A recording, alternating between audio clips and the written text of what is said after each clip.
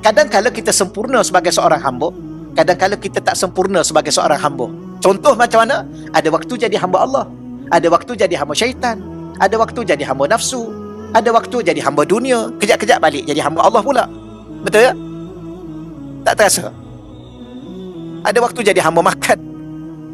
Ada orang ni memang dia jadi hamba makan, tak kira halal, tak kira haram, dia makan aja. Tak kira nasi, tak kira lauk, tak kira apa, daging orang pun dia makan. Ini dia hamba makan. Tahu, dia daging orang dia makan. Dia mengumpat. Tak cukup dengan 2 pinggan, dia mengumpat orang lagi. Maknanya hamba. Jadi bagaimana kita nak jadi hamba yang sempurna? Kita hanya jadi hamba hanya kepada Allah. Itulah hamba yang sempurna.